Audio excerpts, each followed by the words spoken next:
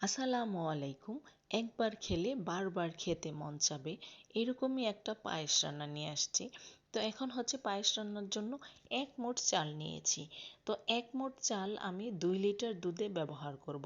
এদিকে চুলায় দুধটা বসিয়ে দিয়েছি। এখন হচ্ছে তেজপাতা, দারচিনি, তারপর এলাচ দিয়ে দুধটা জাল করে নিব। তো এদিকে চালটাকে ধুয়ে সুন্দর করে দিয়ে দিলাম। দেওয়ার পর হচ্ছে আস্তে আস্তে করে জাল করে নিব। দুধটা জাল করে নিব ঘন হওয়া পর্যন্ত। একটু সময় লাগবে ঘন হতে।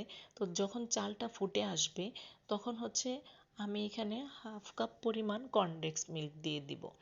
তো হাফ কাপ পরিমাণ কর্নডেক্স মিল্ক দিয়ে মিশিয়ে নেব। নেওয়ার পর হচ্ছে এখানে 1/3 কাপ পাউডার দুধ দিয়ে দিব। দিয়ে আবারও সুন্দর করে মিশিয়ে নিব। এটা যখন ঘন হয়ে আসবে, দুধটা ঘন হয়ে আসবে, চালটা ফুটে যাবে, এই পর্যায়ে আমি হচ্ছে চিনি দিব এখানে। তো চিনিটা হচ্ছে আপনার যার যার পছন্দ অনুযায়ী কে কী পরিমাণ মিষ্টি খেতে চান।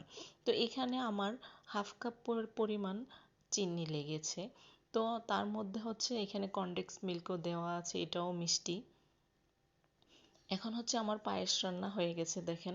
এখানে আমি কাজু বাদাম আর কিশমিশ দিয়ে দিয়েছি।